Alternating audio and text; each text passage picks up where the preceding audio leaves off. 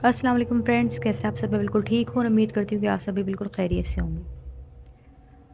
Friends, अगर आपको मेरी स्टोरीज़ अच्छी लगती हैं तो मेरे चैनल को लाइक कर लीजिए, सब्सक्राइब कर लीजिए और बेल नोटिफिकेशन को ज़रूर ऑन कर लीजिए ताकि मेरी न्यू अपडेट्स आपको मिलती रहें। और अगर आप लोग भी अपनी अच्छे-अच्छे वाक़यात मुझसे शेयर करना चाहते हैं तो डिस्क्रिप्शन में मेरा ईमेल आईडी मौजूद है, आप उस पे मुझे सेंड कर सकते हैं। इंशाल्लाह मैं अपने प्रोग्राम में उनको ज़रूर शामिल करूँगी। फ्रेंड्स, चलते हैं अपनी स्टोरी की तरफ। उससे पहले जल्दी से इसार बांध लीजिए और कानों में हैंड फ्री लगा के आंखें बंद कर लीजिए ताकि आप एक एक चीज़ को महसूस कर सकें जो हकीकत में किसी पे गुजर चुकी है। आज की स्टोरी बहुत इंटरेस्टिंग होने वाली है। चलते हैं अपनी स्टोरी की तरफ। ये स्टोरी एक भाई की है। वो अपने एक दोस्त को मनाने के लिए मुजफ्फराबाद जा रहे थे क्योंकि दोस्तों में कुछ कुछ तल्ख कलामी हो गई थी जिसकी वजह से उनकी बात बंद हो गई थी। लेकिन बाद में उनको रियलाइज़ हुआ कि नहीं, मेरा दोस्त है, मुझे उसे मनाना चाहिए। ये सोचकर उन्होंने प्लान किया कि मैं क्यों ना अपने दोस्त को सरप्राइज़ दूँ वहाँ जाके। उन्होंने अपनी तैयारी शुरू की लेकिन अपने घर वालों को नहीं बताया कि मैं मुजफ्फराबाद जा रहा हूँ। बस अपने एक दोस्त को बता दिया। वो तैयार हुए। उन्हें चलते वक्त एक गलती कर दी और वो गलती उनके लिए बड़ी महंगी साबित हुई। इस कहानी में एक नसीहत भी है आप लोगों के लिए, ख़ास तौर पे उन लोगों के लिए जो रात में घरों से निकलते वक्त परफ्यूम लगा लेते हैं। उन भाई ने भी यही गलती की, परफ्यूम लगाया और घर से निकल गए। उनको क्योंकि बाइक पर अपना सफ़र तय करना था, वो अपने बाइक पे बैठे और हाईवे की तरफ चल दिए।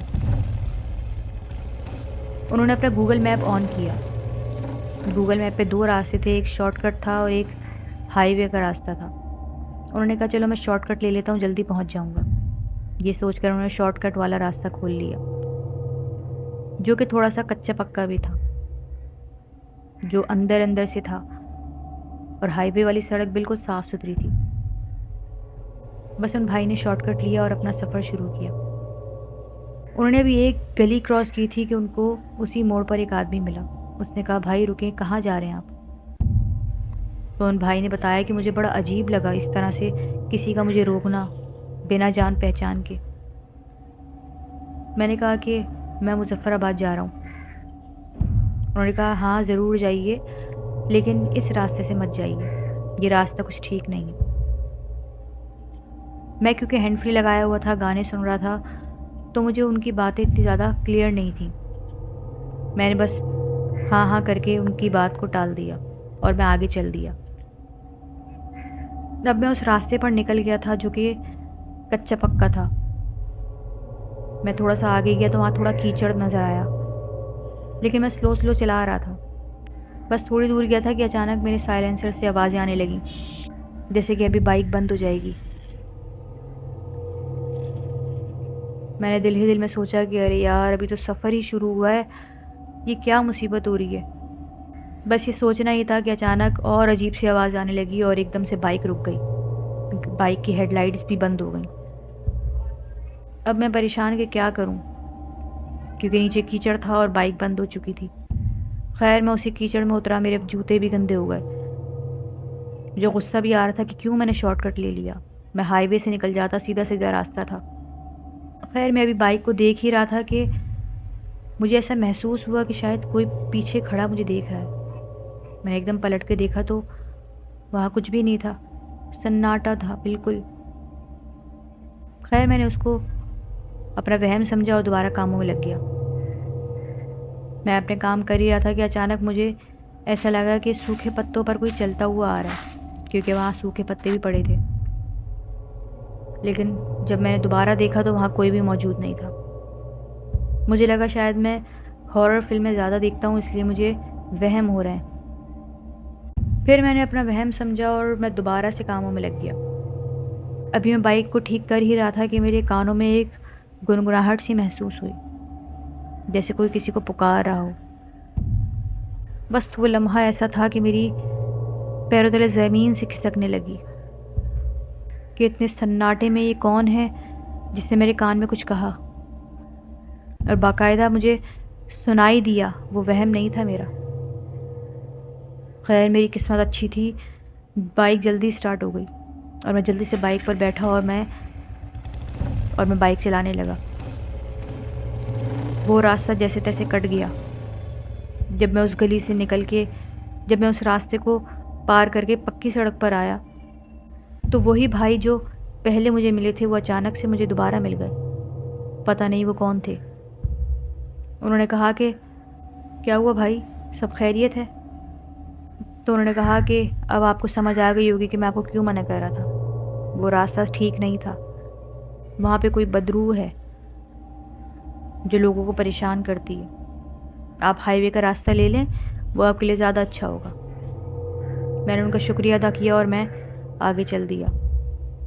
اب تھوڑا سا راستہ آگے گزرا ہی تھا کہ مجھے ایسا محسوس ہوا کہ میرے پیچھے کوئی ہے۔ میں نے جب بیک مرر سے دیکھا تو مجھے ایک عجیب سا سایہ نظر آیا۔ شکل تو مجھے نظر نہیں آئی لیکن اس کا جسم میں محسوس کر سکتا تھا کہ ہاں کوئی ہے۔ مجھے بہت ڈر لگا۔ میں نے فوراً اپنا دھیان کہیں اور کر لیا اور میں ہینڈ فری دوبارہ سے کانوں میں لگا کے اور گانے سننے لگا کہ میں ان چیزوں پہ دھیان نہیں دوں گا کیونکہ ابھی مجھے کافی راستہ پار کرنا ہے۔ لیکن اندر دل ہی دل میں ڈر رہا تھا۔ میں تھوڑا آگے گیا ہی تھا کہ ایسا لگا ایک دم سے کوئی چیز میرے کندھوں پر آئی ہے اور بہت زیادہ بوجھ محسوس ہونے لگا۔ میں گھبرا گیا، میرا دم جیسے گھٹ رہا ہو، میرے پسینے چھوٹنے لگے، جیسے دل بند ہو رہا ہو، اتنا بوجھ تھا وہ۔ میرے ہاتھ سن ہونے لگے۔ مجھے نہیں سمجھ آ رہا تھا کہ میں کیا کروں۔ میں نے جلدی سے دعائیں پڑھنا شروع کی۔ تھوڑا ہی دور گیا تھا کہ مجھے ایک چائے کا ہوٹل نظر آیا، ایک چھوٹا سا ڈھابا۔ میں نے فوراً گاڑی وہاں پہ روک دی۔ میں اپنی بائک سے اترا اور جلدی سے اپنے منہ پہ پانی ڈالا میں نے، یہ سوچ کے کہ کہیں مجھے کوئی وہم تو نہیں ہو رہا، میں نیند میں تو نہیں ہوں، یہ سب چیزیں کیا ہو رہی ہیں میرے ساتھ، مجھے نہیں سمجھ آ رہا تھا کچھ بھی۔ خیر میں نے ان بھائی سے بولا کہ بھائی چائے دے دیں، اور میں وہاں بیٹھ گیا۔ بہت دیر تک سوچتا رہا کہ یہ سب کیا ہو رہا ہے میرے ساتھ، اس بھائی کی باتوں پر بھی کہ جو مجھے روک رہا تھا اس راستے سے، اس راستے میں واقعی کچھ تھا تو نہیں جو میرے پیچھے پڑ گیا ہو۔ یہ سب سوچ ہی رہا تھا کہ بھائی نے چائے لا کے رکھ دی اور میں وہ چائے پینے لگا۔ چائے پی کے تھوڑا سا فریش ہوا، تھوڑا سا دماغ میرا سکون میں آیا، لیکن ابھی مجھے بہت راستہ پار کرنا تھا۔ میں مغرب پہ گھر سے نکلا تھا اور وقت اتنی تیزی سے گزر رہا تھا کہ مجھے سمجھ ہی نہیں آ رہا تھا، اور مجھے ایسا لگ رہا تھا کہ میں ابھی تھوڑی دیر پہلے ہی تو گھر سے نکلا ہوں، لیکن یہاں تو 11 بجنے والے تھے۔ خیر میں نے دوبارہ اپنا سفر شروع کیا۔ میں دوبارہ بائک پہ بیٹھا اور میں نے ہینڈ فری کانوں میں لگائی اور اپنا سفر شروع کیا۔ کافی دیر تک تو سکون رہا، لیکن اب وہ ہونے والا تھا جو میں نے سوچا بھی نہیں تھا۔ مجھے دوبارہ سے وہی آواز آئی۔ اب میں وہ آواز سننے کے بعد دہل گیا کہ یہ کیا ہوا، اس چیز نے میرا پیچھا چھوڑا نہیں ابھی۔ اب میں چلا جا رہا تھا اور میرے پسینے چھوٹ رہے تھے۔ میں کس طرح سے بائک چلا رہا تھا یہ میں ہی جانتا ہوں۔ سناٹے کا ایریا، وہ سنسان ہائی وے جہاں اکا دکا گاڑیاں نظر تو آ رہی تھیں، لیکن میں کس کو روکتا، میں کس کو بتاتا کہ میرے ساتھ کیا ہو رہا ہے۔ خیر پھر اچانک مجھے ایسا محسوس ہوا کہ کسی نے میرے کندھے پر ہاتھ رکھا ہے اور مجھے مضبوطی سے پکڑ لیا ہے۔ میں نے بیک مرر میں دیکھا تو ایک کالی چادر نظر آئی جو ہوا میں اڑ رہی تھی، اور میرے کندھے پر وہ بوجھ، اف، میری جان نکل رہی تھی۔ میں نے جلدی سے آیت الکرسی کا ورد شروع کیا۔ تلفظ تھے کہ منہ سے نکلنے ہی کا نام ہی نہیں لے رہے تھے، کیونکہ خوف اتنا طاری ہو چکا تھا مجھ پر اس سناٹے میں نہیں بتا سکتا۔ خیر میں آیت الکرسی زور زور سے پڑھنے لگا تو مجھے ایسا محسوس ہوا کہ وہ ہاتھ اب مجھ پر سے ہٹ چکا ہے اور میں خود کو ہلکا ہلکا محسوس کرنے لگا۔ میں نے اپنی بائک کی سپیڈ کو اور بڑھا دیا۔ مجھے پیچھے سے عجیب سے ہنسنے کی آواز آئی، جیسے کوئی مجھ پر ہنس رہا ہو، میرا مذاق اڑا رہا ہو۔ میں دعائیں پڑھتا رہا اور آگے بڑھتا رہا۔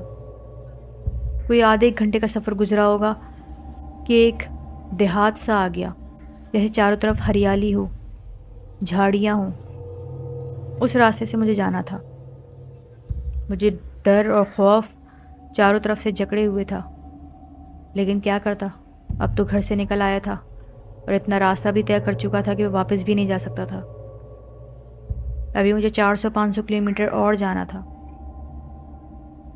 میں دعائیں پڑھتا رہا اور راستے سے گزرتا رہا، تو مجھے ایسا محسوس ہوا کہ میری بائک کی ہیڈ لائٹ کی روشنی میں کوئی چلتا ہوا آ رہا ہے، لیکن میں نے اپنی بائک نہیں روکی اور میں آیت الکرسی پڑھتا رہا۔ لیکن جب وہ چیز قریب آنے لگی تو اس کی شکل مجھ پر واضح ہونے لگی۔ میں بتا نہیں سکتا وہ کتنی خوفناک تھی۔ وہ اس کا چہرہ میں نہیں دیکھ سکتا تھا۔ میں نہیں بتا سکتا مجھ پر کس قدر خوف طاری تھا۔ اس کی ہائٹ بڑھتی چلی جا رہی تھی، اس کے ہاتھ پاؤں سب اتنی تیزی سے بڑھ رہے تھے کہ میں نہیں بتا پا رہا کہ میں اس وقت مجھ پر کیا گزر رہی تھی۔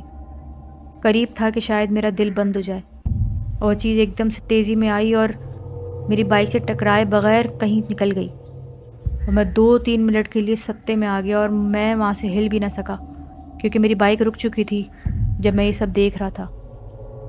2-3 منٹ بعد جب مجھے دوبارہ ہوش آیا، میں نے چاروں طرف پلٹ کر دیکھا تو مجھے کوئی نظر نہ آیا۔ بس میرے ہاتھ پاؤں ٹھنڈے ہو رہے تھے، اور میں نہیں بتا سکتا کہ اس وقت میں نے کیسے دوبارہ سے بائک سٹارٹ کی اور میں نے اپنا سفر شروع کیا۔ اب میری زبان پر صرف دعائیں تھیں، اور ان دعاؤں کے تلفظ بھی کبھی ٹوٹے پھوٹے، میں نہیں پڑھ پا رہا تھا کچھ بھی۔ میں ہوش و حواس کھو چکا تھا اس وقت اپنے، لیکن بس جو بھی میرے منہ میں آ رہا تھا میں بول رہا تھا۔ میری قسمت اچھی تھی کہ مجھے قریب ہی ایک روشنی نظر آئی، اور میں وہاں رکا تو وہ ایک بہت چھوٹا سا چائے کا ہوٹل تھا، بس مانو ایک کمرے کے برابر، اور باہر 2-3 بینچز تھیں، کسی نے ویرانے میں کھولا ہوا تھا۔ خیر میں وہاں گیا، میں وہاں ایک دم چیئر پہ جا کے گر گیا اور ہیڈ ڈاؤن کر لیا، کیونکہ جو مجھ پہ ابھی گزری تھی وہ میں بیان کرتا تو کیسے کرتا، کوئی مجھ پر یقین کرتا؟ پھر ایک دم سے مجھے آواز آئی، بھائی آپ ٹھیک تو ہیں؟ ایک دم میں چونک کر اٹھا تو وہ ڈھابے کا مالک تھا۔ میں نے کہا ہاں، نہیں میں ٹھیک تو نہیں ہوں۔ مجھے نہیں سمجھ آ رہا تھا میں اس سے کیا بول رہا ہوں۔ اس بھائی نے مجھے پانی دیا اور میرے پاس آ کے بیٹھ گیا۔ اس نے کہا کیا ہوا، آپ مجھے صحیح نہیں لگ رہے۔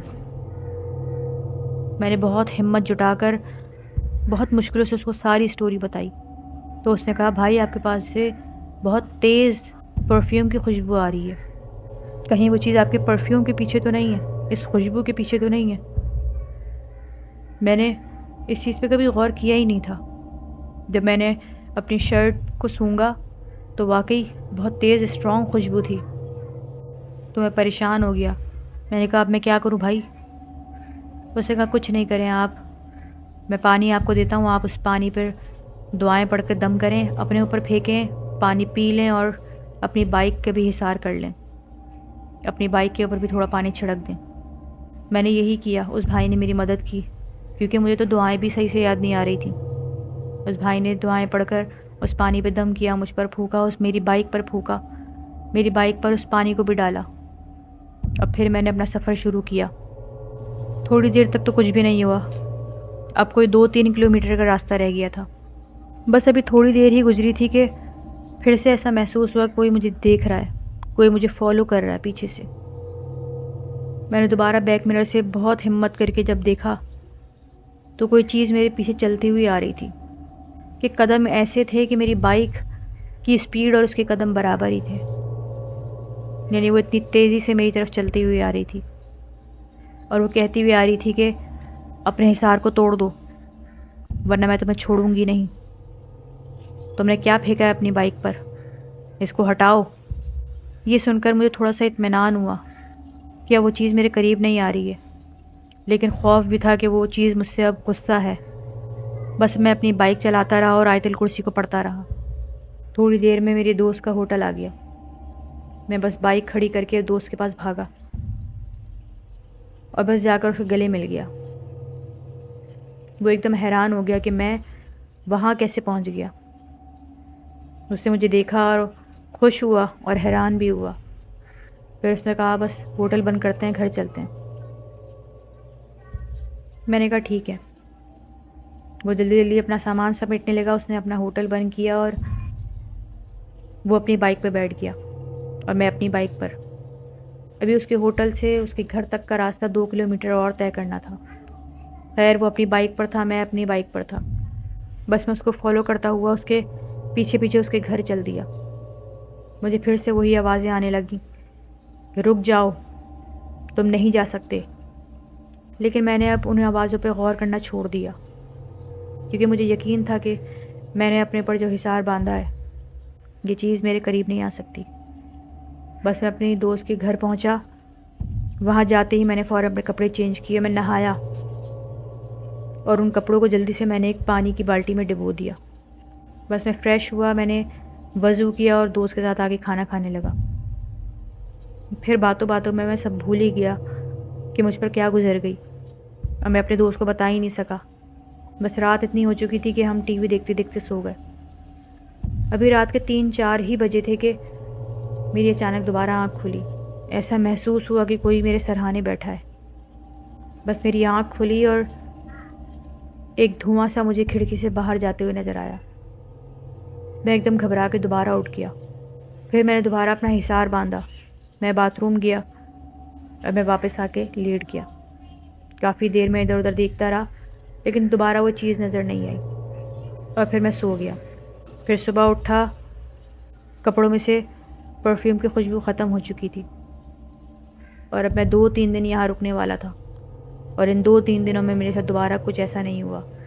اب میں نے پھر نصیحت باندھ لی کہ میں دوبارہ رات کے وقت کبھی بھی گھر سے پرفیوم لگا کے نہیں نکلوں گا۔ شاید میرے پرفیوم پر ہی وہ چیز حاوی ہو گئی تھی۔ اس کو میرے پرفیوم کی خوشبو اتنی پسند آ گئی تھی کہ وہ میرے ساتھ ساتھ پورا راستہ میرے پیچھے لگی رہی۔ جی فرینڈس، یہ تھی آج کی ایک چھوٹی سی کہانی اور ایک چھوٹی سی نصیحت کہ گھر سے نکلتے وقت چاہے لڑکا ہو یا لڑکی، پرفیومز مت لگایا کریں، کیونکہ ان پرفیومز کی خوشبو ایسی ہوتی ہے جو ان چیزوں کو اپنی طرف اٹریکٹ کرتی ہے۔ اپنا بہت خیال رکھیں، مجھے دعاؤں میں یاد رکھیں، اپنے حصار باندھ کے رکھیں۔ اللہ حافظ۔